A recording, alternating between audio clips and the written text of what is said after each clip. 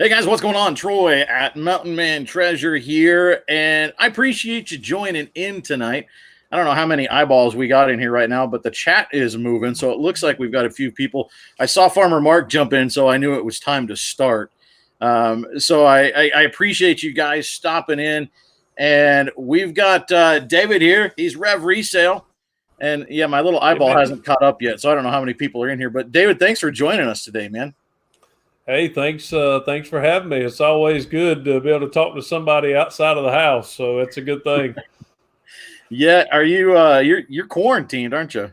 Yeah, we're shelter in place kind of deal. We can get out and do the essential stuff, but being in ministry, of course, I can't go visit, can't go to hospitals, nursing homes. So I'm really a full-time reseller outside of preaching a Sunday morning message on Facebook. Yeah. Well, I think we might just chat a little bit here. Wait for people. It looks like we got a dozen people coming in, which is real good. Looks like we still have people filtering in, but you just put up a video. You had a really, really good weekend. Yeah, the last 2 weekends, it's amazing how certain things that haven't been selling in a long time are selling now, and certain things that were selling, 2 months ago are not selling now. Things change really quick as a reseller. You got to be flexible. But as we were talking backstage, that's a good thing about having a little bit of everything in your store is that when the market changes, you still have something that may be selling. So, I put a sale on the last 2 weekends, trying to move old stock and stuff.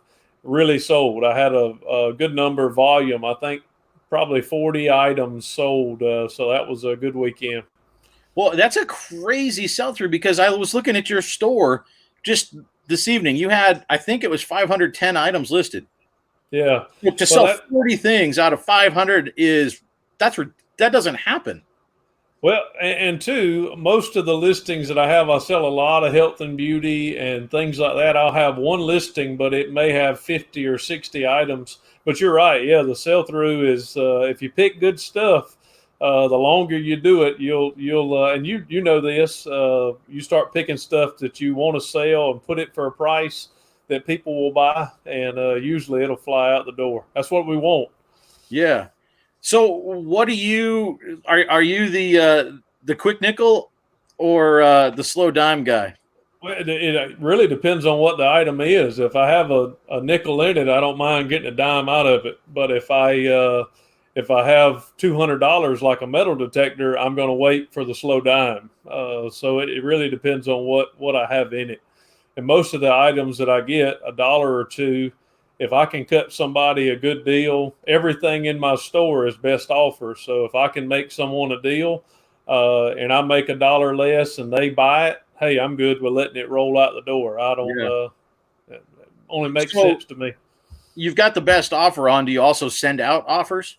I do. Yeah, that's one of the things that, especially when things get slow, that's a good thing with the cell phone is pull it out and laying in bed at night and you think, well, hey, nothing hadn't sold all that much today, so I'll send out a few offers. But I normally do 10-15% on all the offers that I send out, and that's just during the week.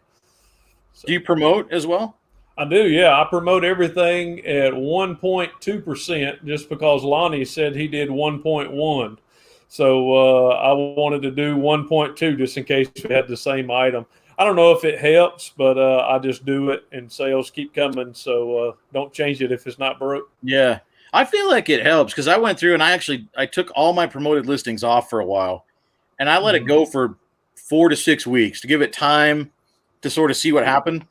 It was long enough that I had forgotten that I took off promoted listings. And I was Mm-hmm. looking at my sales going, why are they down the last, like they went enough down that I could recognize, hey, something is Yeah. slowing up here. And then I realized, you know what? I took all those promoted listings off, put them back on, and it slowly built back up, and we were back to where it was. So, just anecdotally for me, with about a five Oh, 6 week experiment, it worked. yeah. I just started streaming. I don't know what that was. Yeah. It amazes me. There are a lot of times that people will say, and some people will use the promoted listing kind of sale.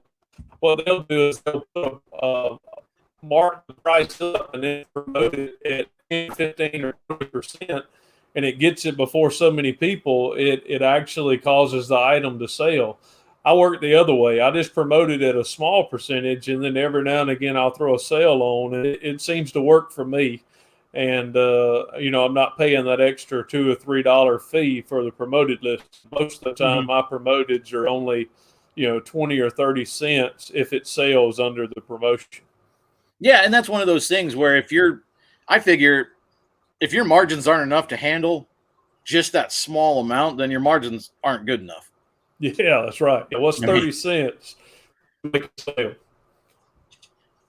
Look at we got 17 in here now.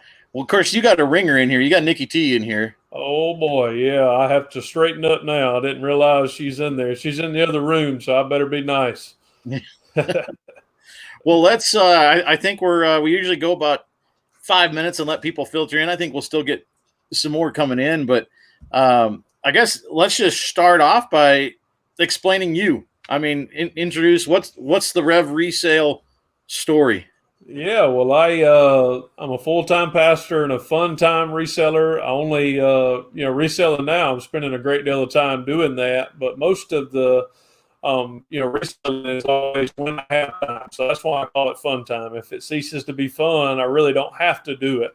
But it's a way that I'm able to generate funds and able to bless others with and bless the family.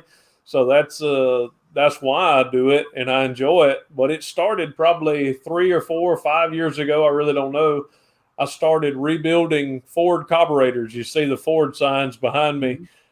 And I sold those on eBay. And it just so happened, I was selling carburetors left and right. Just as soon as I would finish them, I would sell them. And I saw on YouTube, I think it was Resale Rabbit. Then I saw Lonnie, and I thought, it's taking me 8 to 10 hours to restore these carburetors. I could just go to the store and find something and flip and not have to get dirty. And that started the journey, I guess, about 2 years ago, and it has just been it's been rolling ever since. Yeah, I mean, so you've been doing eBay sort of for real for about 2 years, then? Yeah, this type of reselling on eBay. I've been on eBay a whole lot longer than that. Of course, selling the carburetors and buying stuff. But yeah, reselling the resale stuff like we sell probably about 2 years. And then how long with YouTube? This is at the end of this month, I'll be out of my rookie year. So, okay. So I think the 27th of this month was my first video a year ago. But of course, I took about 2 months off because I don't know for you, I think you caught traction pretty quick. But when you're not really getting much traction, sometimes you can get discouraged. A lot of things going on. But I got back in it. And I really enjoy it. It's just something, once again, I do it because it's fun. We don't make any money at it. It's enjoyable. And hopefully it'll always be enjoyable. Well, I think you will start making money at it here before too long. I don't know. You're picking up viewers. Where are you at now? You're 600 something. 613, I think 614, somewhere around there. So I broke the 600 mark. So I'm on the downhill slide to 1,000. Yeah. Well, I'm chasing you. I think we're 565. It'll be fun when we both get there. Something like that. Do you remember once you started selling on eBay, sort of past, just here and there? Mm-hmm. What was your first sale when you decided, you know what, I'm going to go after this? I'm going to go to the thrift store. Do you remember what the first thing you sold was? I remember the first item that I bought, and I'm going to get it because it's going to amaze you. Let's see.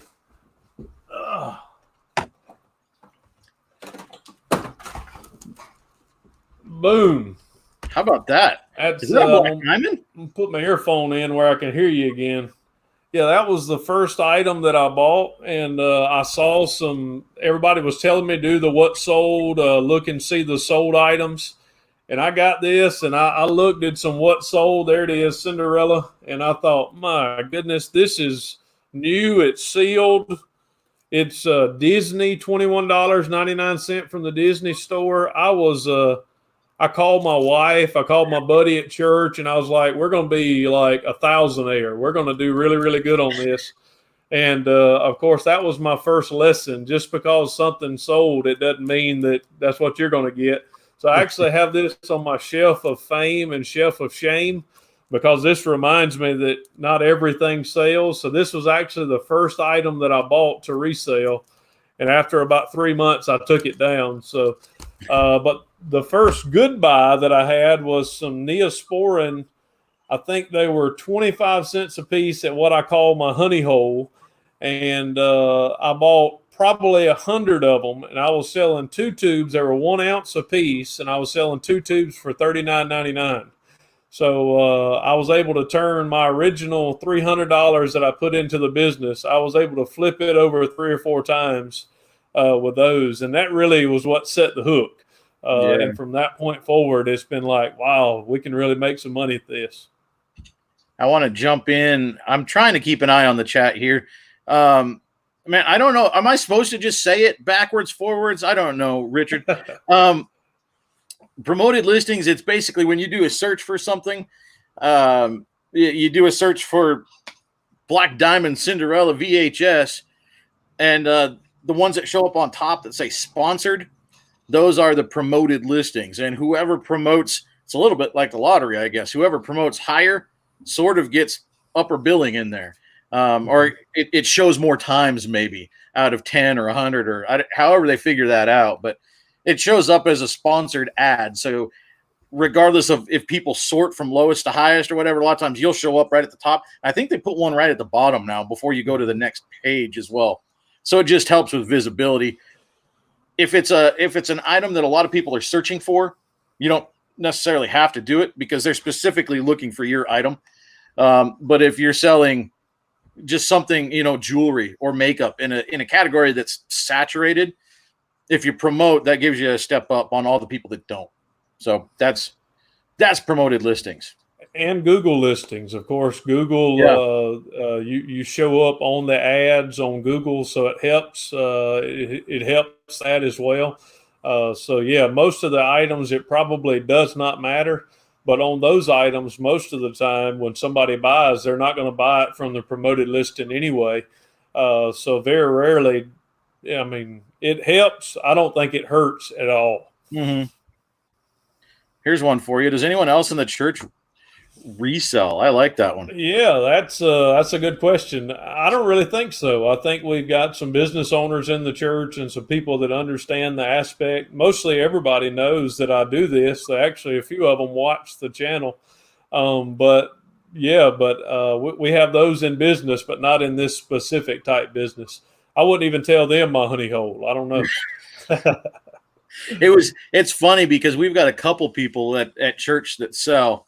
And it was actually last Easter. We were doing a run through of stuff in the morning before church started, and we heard the jingle go off.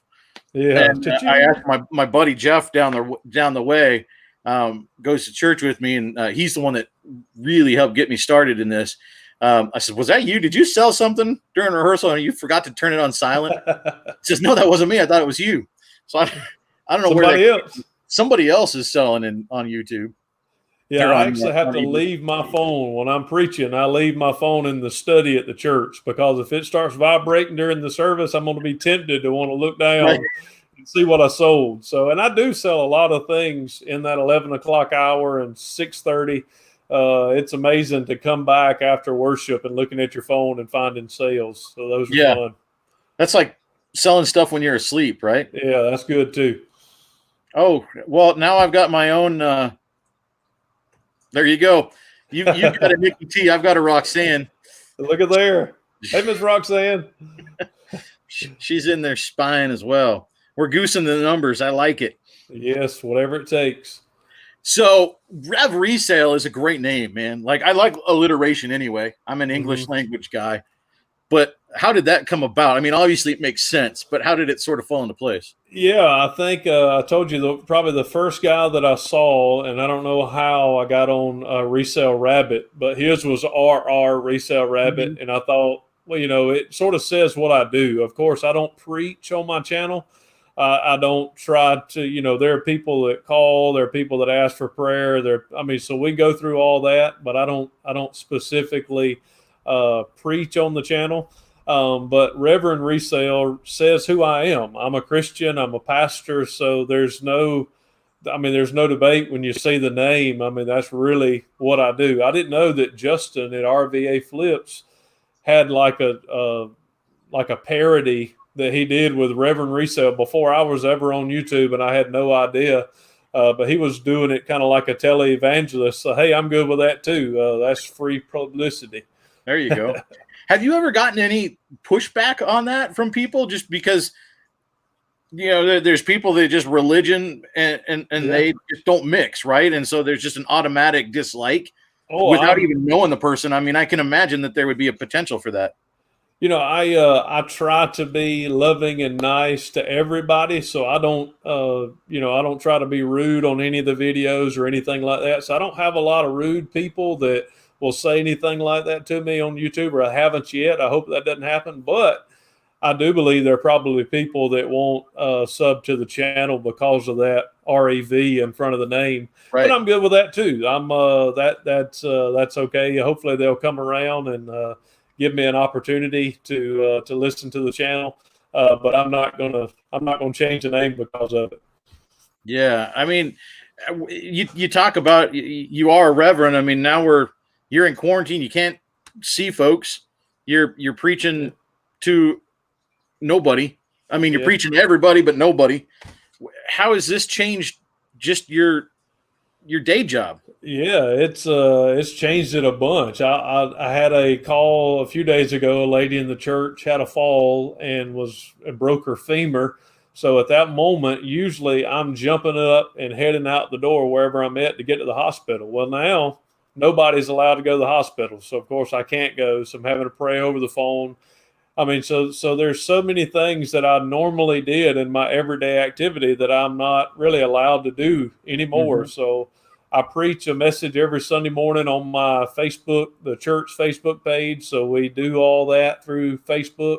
So really, I'm a full-time reseller and YouTuber now, because really that's all that I'm really free to be able to do outside of internet and telephone ministry, which we're still doing as much as we can.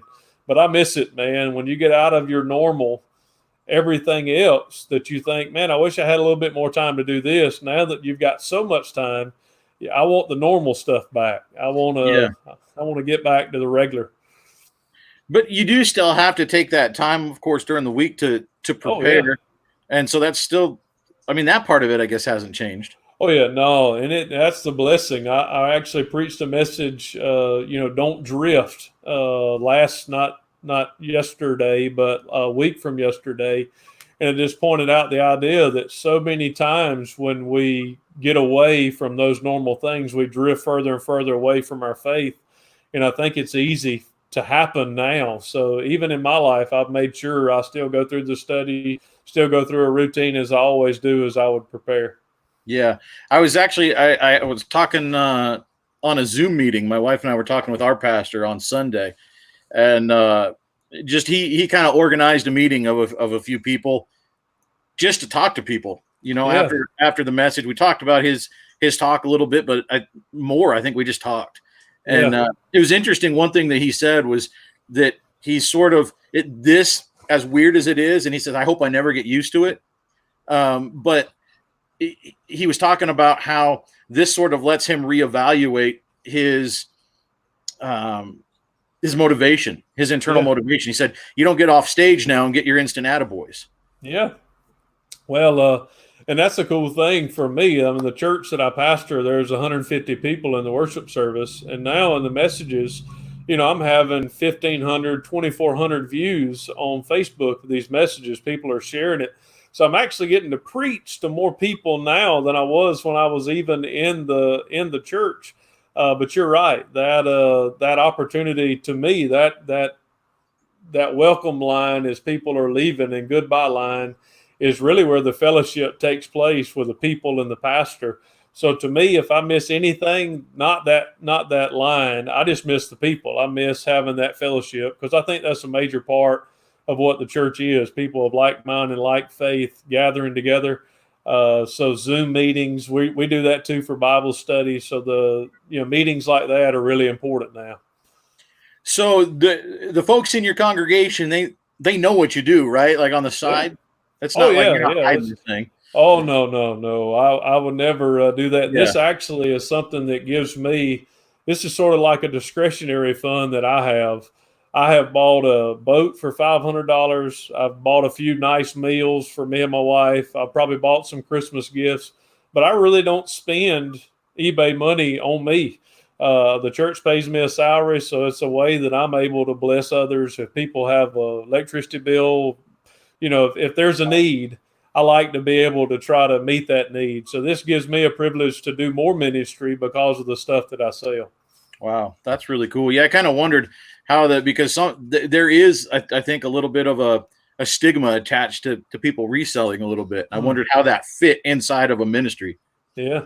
Well, I don't think there has ever been, even in the Bible, it says, let's go, let's buy, sell, and trade, or let's go and plant, and then so that we can sell. So trade has always been a part of the economic system that makes the world go around.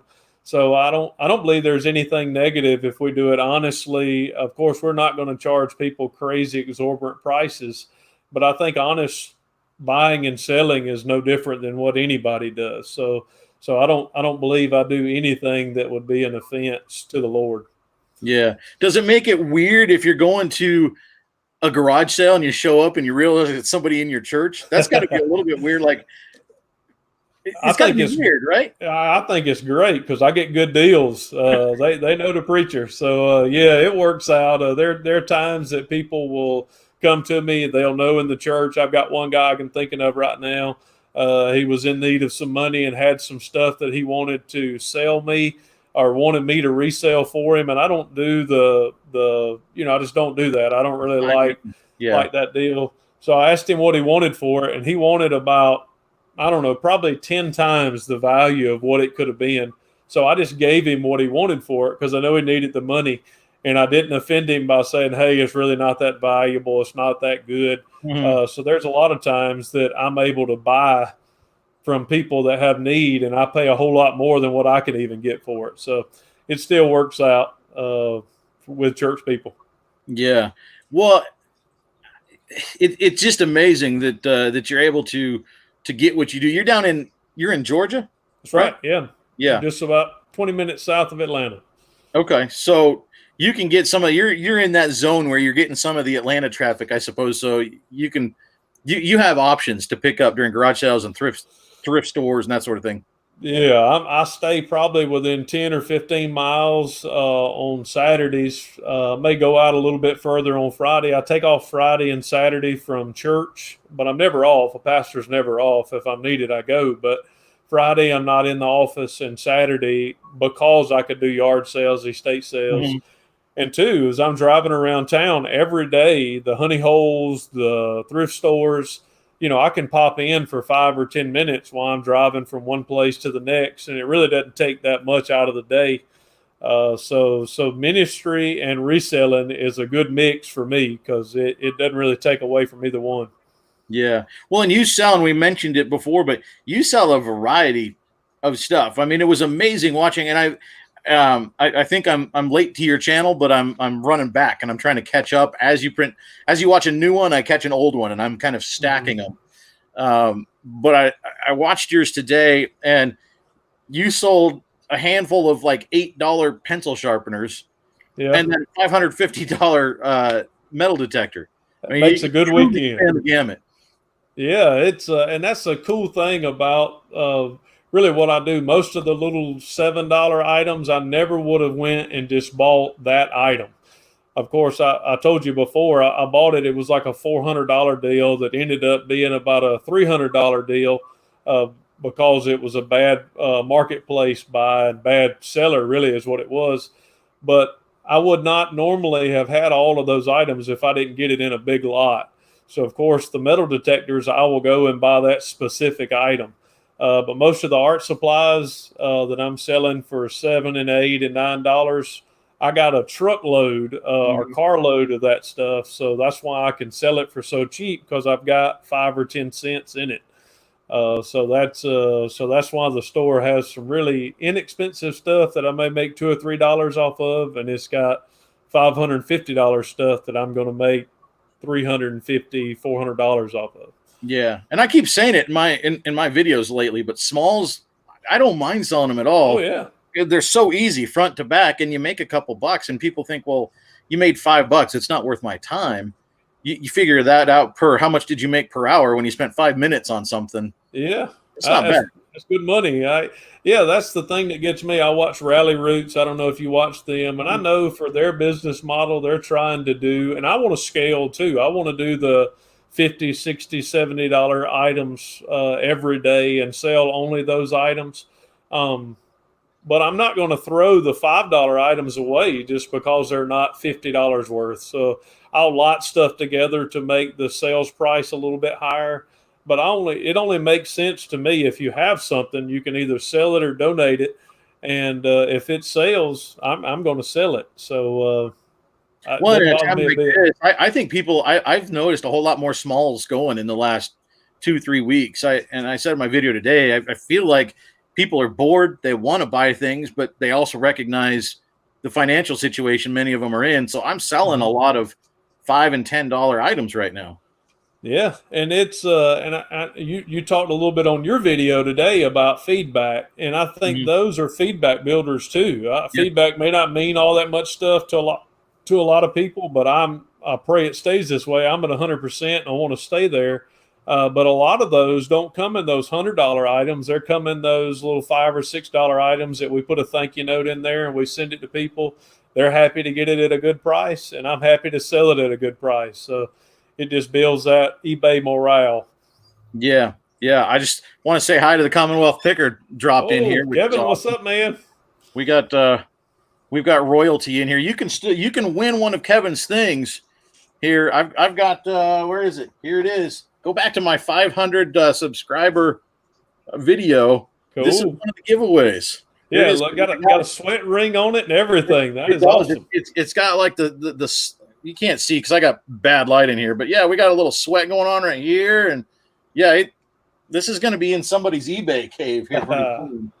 Yeah, I actually bought a Liberty University shirt from Kevin. I thought I was getting it from his big bulk Walmart buy, but he said Walmart didn't sell Nike T-shirts, so I got a good T-shirt from him. Oh, there you go. Yeah, we got 24 in here. So yeah, Kevin, thanks for swinging in. I'm trying to catch up on comments here, and they got away from me. And I see our wives are talking, and I don't know, this can't be a preacher and a radio guy. We probably could talk the rest of the show and not have to worry about the chat. But we love everybody in the chat, so let's pay attention. Yeah, I don't know what we opened here with them finding each other. Yeah, I'm actually wanting to start a live. I know you do this live, and I think when we get to that number that we're at, right around 600, it's probably a good time to start doing a few live videos to get your watch hours up. So I'm going to do a live called Nikki T and Me, and we're just going to sit and chat, and so it should be coming out soon. So I like it. Be on the lookout. Yeah, I like it. I just started these. We're about a month into these is all. But I enjoy having people on and talking about, whatever the subject of the hour is. I'm trying to get Commonwealth Picker on. I've sent him a message. You guys peer pressure him.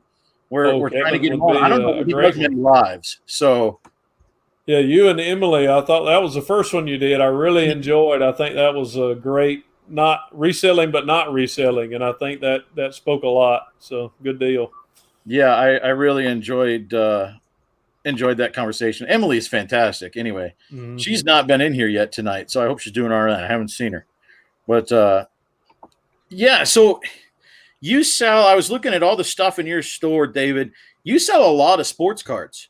Yeah, is that something that are you selling off your collection? Like, hey, it's time to let it go. Are you doing like breaks and you're buying those online, or how are you getting those? Yeah, that's another thing that I have done. I guess I used to collect as everybody, probably most guys did back in the 80s and 90s. I'm turning 40 this year. So the 80s and 90s was the heyday for Mhm. baseball cards.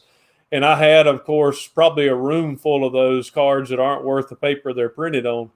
But recently, probably 2000, I don't know, 2010 forward, there's some great value in cards. So yeah, I'll go and actually go to card shops and buy boxes but I don't do it to collect. I do it to resale. And it's like, I call it the Baptist lottery ticket, because you buy it and you may spend $100 on the box and you may get $50 worth of value, or you may buy it and get $10,000 worth of value. So, Yeah.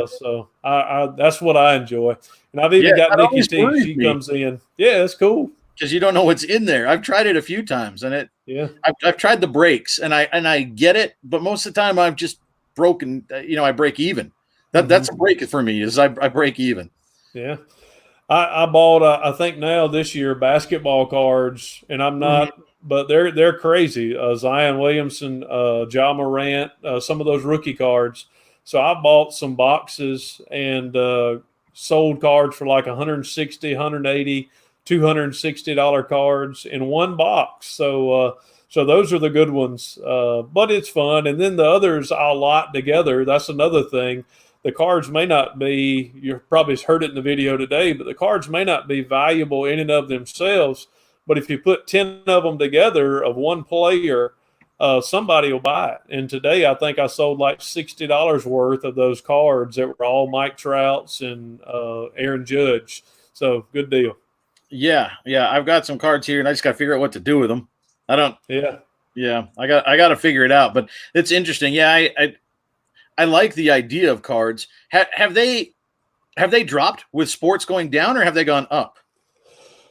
Well, I think if people collect cards, it's probably went up. I think people are missing sports. I know I am. I'm a sports fan, and there's a lot of things that the C word has shut down for all of us. Church being number one, but I want to be rooting for the Atlanta Braves right now. That's my team. And baseball. I played baseball in high school and college, so I really miss baseball right now. And I don't think we realize how important the distraction of sports really Mhm. are to so many people.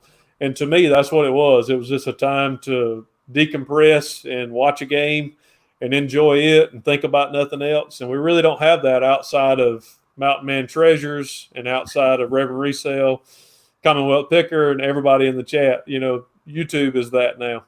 Yeah, yeah. Well, and that's the one thing I thought. You know what? This would be a good time to do a lot of videos and maybe get those subscription numbers up. But I think everybody's making a lot of videos, so Yeah. it kind of ended up as a wash because Hmm. nobody else has anything to do. Yeah, and what solds? I mean, outside of the soy pod videos, and I haven't done one of those yet, but there are very few things that we can do outside of showing what sells. So really, all the videos are exactly the same Yeah. outside of the individual sales. But I still think it's cool. I like resellers, and I watch resellers more than I really watch what they're selling. So I enjoy watching your videos because of you. So it really doesn't matter to me what the resellers are doing. I just enjoy watching everybody.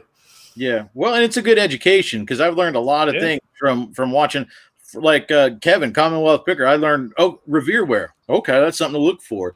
And so Yeah. now that's just another arrow that I know exactly what it looks like. If I spot it now, I know to pick it up. Yeah. So many things we can learn from one another. Yeah, like metal detectors. I mean, I think that and cards I've sort of put out there a little bit in our little community, and people are probably looking for metal detectors now. People are probably paying attention to trading cards more. And you will be selling something that only you can sell that then I'm going to start looking for. So I think Mhm. that's a cool thing about the community. We got you're at 617 now. Boom, moving on up. Yeah. Flamingos, go to it, man. Or woman. I don't know who's in here. I don't know which one is in here. Um, yeah, I know Kevin's missing baseball as well. Yeah. Yeah, being a coach, I always thought that would be something that I would enjoy doing, and I've coached my son, and yeah, so I know how important a high school or middle school coach is. So Kevin, I know the kids are probably missing it too. Yeah. Yeah. Well, I guess the good thing is it's that fondness grows stronger, right? Like Yeah. next year is going to be pretty incredible. We got, I make 10 videos a week. That's a lot of videos. That is a lot of videos. Hey, Gina made it. I saw Gina in our in my like spur of the moment. I came home and went, I'm gonna do a what sold. And then I was processing the video, went, I should just premiere it. Like it was a complete and Gina showed up and she was asking what time it was tonight. So Hey, welcome, Gina. Gina, Good to see you. I'm glad that you showed up. What is like when we're not in the apocalypse, David? What does your reverending schedule look like? Like, what are you? Because this is, I mean, I know you call it fun time, but this is part time for you, and now you're trying to do eBay and YouTube. What does your day job look like first? Yeah, I think I think the kicker is time management in everything. So first, I'm a Christian, I'm a father, a husband, so a family guy. Then my job is a pastor of the church. So of course, that portion of the job, I've got certain things in the schedule that I have to do every week. But of course, visiting, going out, being amongst the people during the week is something I do. I have a home office and a church office. So there's some days that I'm at home and I do the studies here. Mondays, Wednesdays, and Fridays, I'll spend time at the church office if people need me there.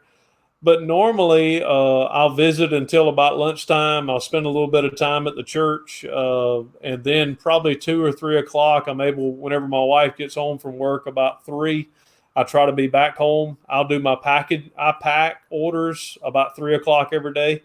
So Monday through Friday, I pack the orders around 3. And then if we have ministry at night, of course, Tuesday night we had Bible study. Wednesday night we had church. Sundays, of course, is always church. Different meetings. So my day is broken up, and a big segment in the morning is all ministry, and then just about every day of the week there's something going on ministry wise at night. And then there's probably a 2-hour window, 3-hour window in the middle of the day that I'm doing a little bit of YouTube or eBay. Normal. Yeah, yeah. Well, apparently I've got more family members in here than you now because now my mom is watching. Hey, Miss Cheryl. My mom's name's Cheryl too. She spells hers with a C instead of an S. So cool deal. Hi, Mom. Which probably means my sister and dad are watching as well. So we've got the whole clan apparently in here tonight. So that takes up a lot of your time. And one of the questions I wanted to ask you is how do you, with so many things going on, how do you find that balance? How do you find that? Because you've got a family, so you've got family life that you have to and want to be involved with as well. How do you find that balance to give everything its due credit? And how do you decide what that due credit is? Yeah, I think prioritizing what is important, keeping the main thing, and if I'm doing eBay, if I'm packing orders, I don't want to lollygag at it. I want to go on and pack the orders and get it done. So I'm not a multitasker. I like to get done what I'm doing so I can move on to the next task. And I think sometimes we are distracted and we're really not doing our best at what we're doing. So I try when I'm spending time with the family, I'm spending time with the family. When I'm studying for a message, I'm studying for a message. When I'm visiting a family, I'm there with that family. So I think prioritizing your time and then focusing to do what you're doing when you're doing it. So I think intentionality is a big thing, is that if you're going to do eBay and you're going to list, then don't look at YouTube. List, so I think that to me is important. Make the time count. So every moment is important. So carpe diem, but use it for right now, whatever you're doing. Yeah, that's something that I struggle with. My wife is on me for it, and she's smarter than I am. About she says you got to set business hours. Ultimately as well, because I tend to lean toward not doing it in a bad way, not trying to let it take over, but typically if somebody sends me a message, somebody sends me an offer, I'll pick up the phone and I'll even if it's 12 seconds, right? I pick up the phone, I answer, and in my mind, it's I want to be a good businessman. I want to treat that person with respect and get back to them, or but I recognize how that piles up, and it doesn't always look like that. Yeah, listen to your wife, and I don't know if you have kids, but listen to your family, listen to your folks, because I think those are the people that they're there when we're born, and they're going to be there when we die. So I think Commonwealth Picker talks about the author that says that. So if you don't focus on those things that are most important, those things that are not as important will not be important anymore. I mean, nothing will be important. So, yeah, I do the same thing though, but I try to do it really quick and get the message done. Business hours is really really good, but yeah, eBay, YouTube can dominate our lives if we would let it, because we're never closed. People can always message us. People can always write a message on our YouTube videos, and we want to reply back. So, yeah, I think putting the phone down, Nikki T is in the chat. So, putting the phone down for me sometimes can be hard as well. So, it's not always easy. Okay, so I'm not alone here. Oh, no, I'm right there with you, brother. Yeah, I'm glad if you struggle, you got God on speed dial. So if you're struggling, I don't feel so bad. Yeah, I think keeping important what's important, keeping the main thing the main thing, that works in every facet of my life. And anytime that I get that out of balance, I hope there's somebody around me that loves me enough that'll tell me. So listen. So that's what I try to do. So what do you try to do eBay wise in terms of listing? Because we all know you got to feed the beast, right? You've got that mysterious algorithm. Nobody knows, but we all assume you have to list in order to have other stuff bought and paid for. Yeah. What do you have a schedule there, or how do you run that? Yeah, I list. I try to yard sale season. I try to list as much as I can on the days that I'm off, and I'll try to make 4 or 5 listings a day. But there's some days that I don't list anything. There's even been some weeks that ministry has just been so chaotic and so busy that I wasn't able to list anything. That's why I call it fun time. It's when I have the time to do it.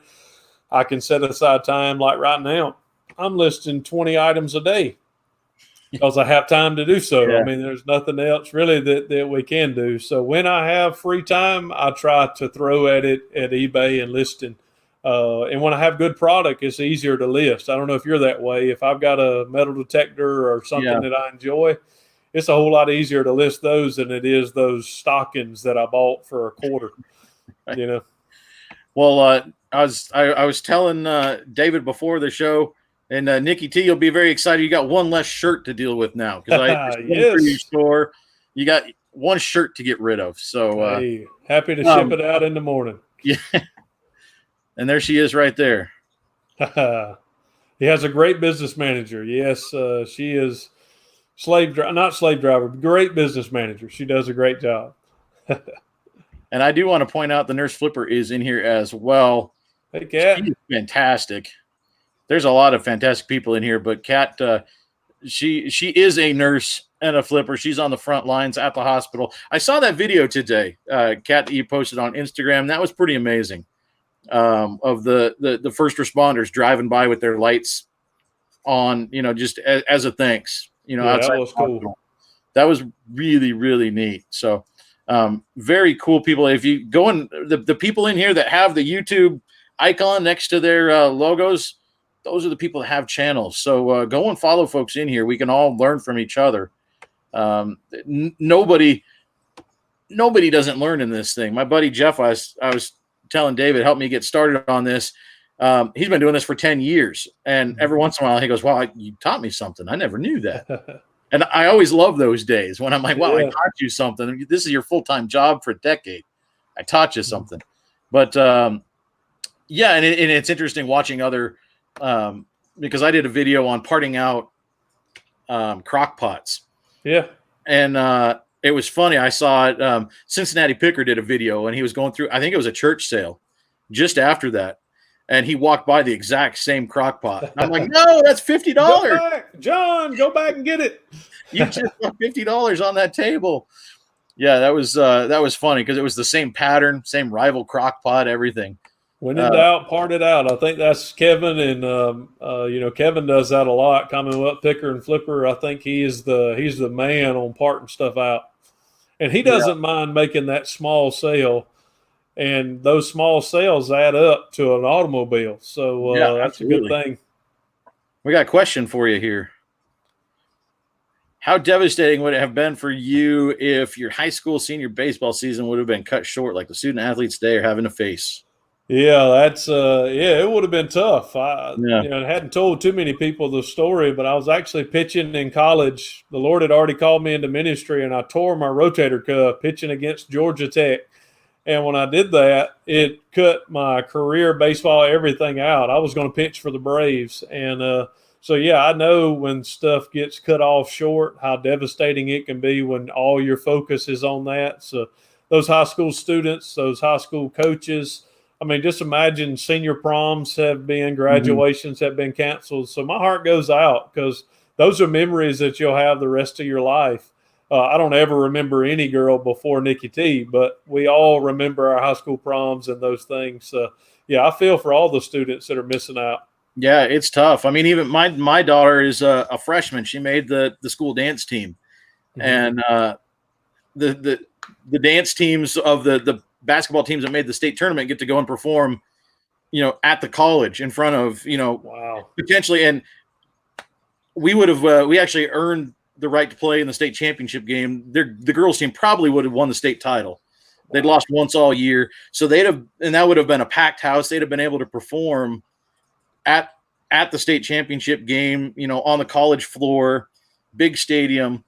And they called the tournament after the semifinals, that the night, basically the night before they would have left for the championship game. And that was tough as a dad. Yeah. My kid was just devastated. Like that was not. Now you're going to make me cry, right? Because seeing your kid hurt is that's we would change spots with them if we could. But too, I think there's a lot of teaching that goes on in that too, because they're going to be able to teach their kid. They're going to be able to talk about this trying time for the rest of their lives. I think I've said this to our church family, and I've said I don't preach. I'm not going to preach, but I believe God's up to something. I believe there are certain things that I used to do that I find out now is really not important at all. I really don't have to get back to it. I found out that it's not a necessity. It's not needed. We moved from Georgia to Alaska and sold all of our stuff, went down to 11 suitcases, and we were there a year and a half, and the Lord called us back to our home church, and we came back with 11 suitcases and a set of golf clubs. So we just find out that stuff really isn't all that important. There's so many things that through life you just find out what's important and what's not. So I think our kids are probably going to be taught, not saying that those things are not important, but we find out there's so many other things that have value that we can enjoy, like family. We're spending a bunch of time with our family. Yeah. Here's another question for you. What advice would you give new resellers right now? I know I've seen a couple of people comment in videos and stuff like, yeah, I started last week or last month. I saw one guy, and I don't remember who it was now, saying, I just went full time, and it was like the Friday when basically the country shut down. I just quit my job this week to go full time. I mean, there's a lot of people that are starting. So you've been doing this a couple of years now. Yeah, people say don't judge. Don't judge your sales based on fourth quarter sales. I would say don't judge your sales based on the last 2 months of sales. So if they're really up high, it may not last when all this is over with. And if it's really, really low, you're not making any sales, not a sale a day, not a sale a week. This isn't normal. So don't base your long-term decisions based on this short-term window. Because it's different for everybody. Of course, I'm still making sales and still making great amount of sales, but I'm selling different stuff than I was 2 months ago. So that would be, don't make your decision based on today. Yeah. We'll just keep taking questions. I like them. So, what do you put in the tags area when loading videos onto YouTube? I don't know what to put there half the time. Yeah, I I put like actually just reseller, got. reselling, what sells on eBay, stuff like that. Yeah, I just got. I saw someone. I'm trying to remember who did. Who talked about it, but it was not TubeBuddy, but vidIQ, and I'm actually paying $10 a month for vidIQ, and it gives you suggestions of tags according to your video. So to me, that's been worth the $10 a month because I didn't even know how to do that. I was just putting little simple stuff, but they're wanting you to write like paragraphs worth of tags. I Yeah. never knew that. I never knew you could do cards on videos. I never knew you could do an end. So I'm still learning, and I'm a year in. Look at look at that. That's I think Nurse is talking about the first responders coming by. Yeah, Yeah, that was a cool deal. that was real. Sorry guys, I'm way behind on the chat. Yeah, Farmer Mark, your buddy. I'm reading. I have the chat on the side, and he put a question. Rev, do you sell Bibles? Mark loves Farmer Bibles. Mark, I know you flip Bibles. I've already heard, but yes, I do. Some people say, "Well, how can you sell a Bible?" If anybody, I'm saying it now. If anybody wants a Bible, you contact me. I will get you a Bible. I will get you a Bible for free. I won't charge you a dime. But every Bible, virtually every Bible that I'm getting choked up, every Bible that I have paid money for, and nice Bibles that I have paid money for. Mm-hmm. So I think if there's a nice Bible and I find it and I can turn it over and resell it, I don't have an issue with that at all. I'm gonna lean over. I do a lot of things on the side. I actually have recovered my own Bible with leather, and so I do a lot of different things with Bibles. So that's about $100 worth of leather on that Bible. So yeah, it's so good stuff. So yeah, I sell Bibles. Yeah, I've got this one here. Actually, this is a Reformation Study Bible. Mm-hmm. There's actually a guy got a hold of me on Instagram and was wondering, and I typically don't, but he was wondering if I'd be willing to trade. He said, "Look, I'm a reseller too, but I actually want to use this for me. Is there is there something that I could send you so that I could use this for personal use?" And I thought, well, yeah, I'll do that. So he sent me some pictures of some T-shirts that he had. So cool. He's sending me. It got delayed because apparently his wife just had a baby. He said, "I'm sorry, I haven't gotten those shirts." I said, "Man, it's fine. Yeah, take your time." But he's sending me. It's actually pretty cool. There's an old Stone Cold Steve Austin T-shirt, and then there's an old Lord's. Remember the Lord's Gym from the '90s? Oh yeah. Had the muscle. Had the iron. No, with the right? Cross. Yeah, that's right. On the back, Jesus and the cross on his back. Cool. The old Lord's Gyms from like the early and mid '90s. He's sending me that one too. Yeah, I was thinking Gold's Gym. Yeah, that's what I was thinking. Yeah, that's awesome. I would think, it'd be a good trade. And I like that Bible too. That yap on the side, that's what it's called, with a long hangover. That's a nice Bible. Yeah, I think it's probably a $50, $55 Bible, I'm guessing. Yeah, that's right. Seems fair to me. Right about. Yeah, I'm so far behind now. Yep. See, they're still listening. Yeah, that's cool that do you pick up like the older, but so that's an area that people probably don't know a lot about. I'm still trying to learn. I know leather obviously is a good thing on Bibles. Older Bibles can be good, especially if they're leather, like the big family Bibles, stuff like that. What do you look for? Yeah, if it is a Bible and it's not super, super cheap, and even if I can get the little cheap Bibles, I'll buy it. And I've got a box of the church that I have. If somebody says, "Hey, I need a Bible," or "I want a Bible," I don't just give them a cheap Bible, but nice $10 Bibles I will keep there at the church. But the different Bibles, some of them, even if the covers are all torn, I will get them and recover them like this and sell them at a pretty decent price. But study Bibles sell really, really well. Older Bibles, there's some Bibles that are out of print. Bibles are like anything else. You can look them up on on eBay, and you can find souls just like you can T-shirts, just like you can Hot Wheels. So there's money there. So don't flip over a Bible. It's the best-selling book of all time. So, and it's still selling every day. So what do you like to sell, David? Because like you said, you list things more that you like to sell. A lot of times you see things. The reason we have death piles is because we see a good deal and then we get home and you're like, I just don't want to list it, or I don't want to, or I don't know how to ship it. And so it sits there. It keeps getting pushed off. We list the things we like. What is it that you like to sell? Right. Let's see. Right there above my thumb is probably one of my favorites. Those are it's a Hot Wheels sign. I love to buy old Hot Wheels, Redline Hot Wheels, and those are one of the only items that I'll do on auction, because if you got the right car, there may be 10 or 15 buyers that are willing to pay, and they will fight over it, and the price will go a whole lot higher than it would if it was a buy it now. So those to me are fun to list because I know they're going to sit there for 7 days, and I'm just going to watch the price climb.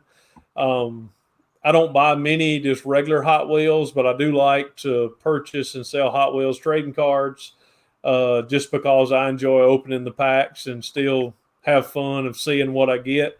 So I enjoy selling those type items. And health and beauty, I'm not all that beautiful, but I have a source that I can get health and beauty. And a lot of times it is not out of date. It's just stuff they're not making anymore. So discontinued stuff sells for outrageous prices. Yeah. You probably have heard the story of Minident. It's on my shelf of fame behind me. But I bought 134 boxes of toothpaste and made probably $8,000 off of toothpaste. Wow. So health and beauty is my favorite. I wish I could find that kind of deal. Yeah, it was the honey hole. It was probably 2 months into my journey reselling, and I scanned it. And when I scanned it, I saw it said like $98, and I thought that's got to be for a case. I was still going to buy them, but it was for an individual box of this, and I sold. I wish I hadn't them now, but I sold 60 of them to one buyer at $60 a piece, $3,600. And then the rest I was selling for anywhere from $119 down to like $79 a box. Wow. And it sold out in like a month and a half. So that was fun. How tough was that to come home and tell your business manager? Guess what I did? Because I remember, and this is nowhere on near that scale, but for us, it was the same idea. Is early on, I found a guy selling a whole bunch of like a storage locker full of Funko Pops, and some Gears of War video game stuff, and there's board games, and there was some random stuff in there as well. But primarily, he had a whole bunch of Marvel and Gears of War Funko Pops. And I went over with a friend because he knew more about them. But I'm only a year in now, a year and change. We started in January, end of January of 2019. And so this was, I remember it was actually the first preseason game was on TV, NFL. So it was really early on. And I came home, and my wife said I think she thought I said I spent $200. So she's like, oh okay. Yeah. No, I spent $520. It was like, wait, you spent how much? What did you get? We've more than tripled our money off of that. Yeah, great. And so it paid off. And it was neat to see that happen. That what, I actually do know what I'm doing here. This can work. But was that? I mean, that was a big buy for you. Well, Nikki T got a call when I found the Cinderella CD or VHS for free. So she was probably thinking I was blowing smoke whenever I told her how much those sold for. But when they started going out the door, and I was selling 7 or 8 a day and making $600 and $700 a day sales just off of toothpaste, I think she was all in for me overtaking the garage with eBay stuff, and that's what's happened. Yeah, Rev toothpaste. I like it. Yes.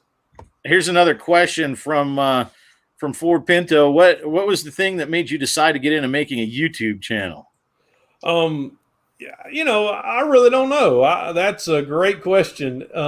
This sounds bad. I don't mean it to, But I really thought if Lonnie can do it and Justin can do it and Kevin can do it, I mean, not saying these guys are not great at what they do, but really a reseller, we all do those same exact things. So I thought if people are interested in watching them, they may be interested in watching me.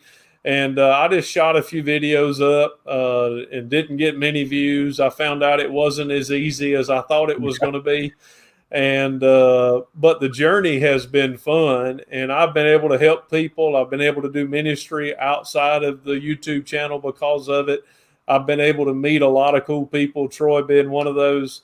So YouTube has just been a fun release for me outside of my everyday stuff. So it's just been fun. Yeah, there we go. My business manager is agreeing. Yeah, those big sales at first, especially, or those big buys, sometimes can even cause us to be nervous. It's amazing now what was a big buy 2 years ago is really not that big of a buy now because we sort of know it's going to sell. We're not really all that nervous. Yeah. Yeah, I went and sort of a guy was getting out of reselling, and he wanted to clear out all the inventory and get some extra cash, and he knew what I was doing with it because that's what he was doing. Mm-hmm. And so I kind of went and cherry picked what he had sitting there and gave him, it was a $200 deal we finally came up with, but I left with a car load full of stuff. Yeah. But it was striking how much easier it was to say, how about $200? Yeah. You know, whereas a year before thinking of giving somebody $200 for some old clothes. Mm-hmm. You kidding me? Like, yeah, we used to think we're spending $200. Now we're smart enough to know when I hand this $200 over, I'm making $1,000 or I'm making $500. I started this journey with a gift from the church. I think we've been at the church now for 3 years. So I think it was our 1 year anniversary. They gave me an honorarium for like $300. And I said, I'm going to take this $300 and 2 shelves that they gave me, and it's going to start my journey. And I'm not going to use any of my money, just this $300. And that $300 has turned into a bunch of $300 in the last 2 years. So I don't have any money in the game anymore. Yeah. So I want to respect your time here because I told you that we were going to take an hour. So I want to finish up. Mm-hmm. But for any people that we touched on it before, but for any people thinking about getting in right now, what's your advice for somebody that's right now watching reseller videos, or maybe they come on this next year, and so maybe outside of the pandemic bubble, but how does somebody get started doing reselling?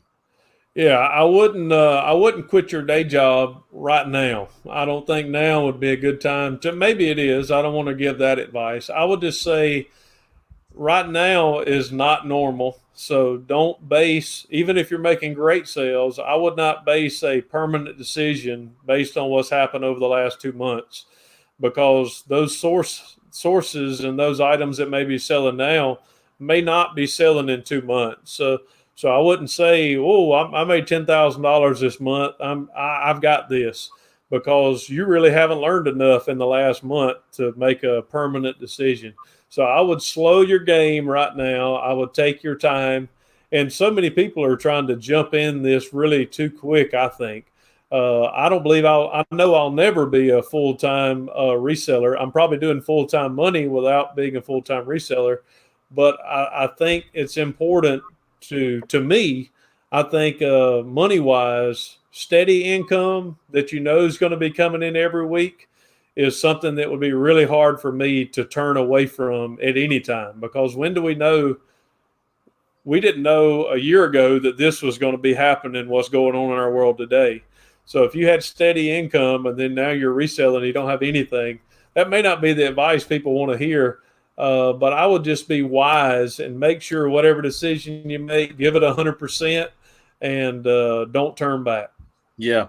Well, that's what we do here, David. It's keeping it real. Yeah. That's the name of this. That's right, man. Well, that's right. That's why I want you on here. The last thing for you, though, what's ahead? What's ahead for eBay for you? What's ahead for I think For everyone, I think we're ready to get out and get back to sourcing and finding some different stuff. I love my death pile, but I'm tired of it. I'm ready to get a new death pile. So we're ready to go sourcing again. I'm ready to start doing more lives. I've enjoyed the lives during this quarantine, stay in place kind of deal. I've been able to have interaction with people because of it. So I think me and Nicole are going to be starting those soon. So be on the lookout for that on our channel. And hopefully a lot of more What Sold videos in the future, and hopefully some sourcing videos whenever all this goes back to whatever new normal is. Yeah. Well, I appreciate you coming in, man. I appreciate your time and your knowledge. And look, apparently I just activated a banner that I was going to activate at the front end of the show. Oh man, that's cool. So I'm still learning StreamYard. So yeah, that's a delayed banner. I'll just leave it on there. Yeah, head on over to my channel, comment on the 500 subscriber giveaway video that enters you to win one of 5, I think, pretty cool prizes. And we're going to draw that. It's going to be next Monday. We're not going to do a live next Monday. I'm just going to premiere a video next Monday at the same time. And we'll announce the winners of that thing. And then head on over to the Rev's channel, because he sells some pretty amazing things. I've now learned I've got to watch out for metal detectors. Yeah. And I never imagined. How'd you come up? I know I'm letting you go, but how'd you come up with those things? Where'd those come from? Yeah, I actually purchased myself probably 2 years ago a metal detector, same company, Garrett, and I know how much I paid for it. And I have a honey hole. I actually have 3 honey holes, but honey hole number 2, what I call it, they actually get pallets of returns from like sporting good places. So I'm able to go and pick their pallets. So they put all this stuff out, and it's a little bit higher than what they're paying by the pallet, but I'm able to pick the best stuff. So they get these in sometimes every week. So I'm able to go and buy sometimes 2 and 3 and 4 metal detectors at a time. So because I know they sell, it's really easy for me to pay $200, $150, $50, Yeah. $75, because I know I'm going to flip them and make good money. So it's a good place, good source, and good to have. But Troy, I want to say I appreciate you having me on, man. It's been a good talk, and you're one of a kind, and it's been a pleasure.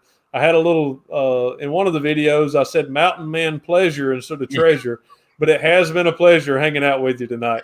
That's an entirely different channel, David. Yes, it is. That's what I said on the video. So, David, Rev Resale, thanks for coming in. I don't know if you want to drop what Facebook page, if people want to check you out on Facebook. You know, I know you're not on here to preach, but if people want to log on to listen to you preach, they can do it on Facebook, right? Yeah, I'm on Instagram. It's just Reverend Resale on Instagram. Then you will see I have a link tree there, and it's got my Facebook page.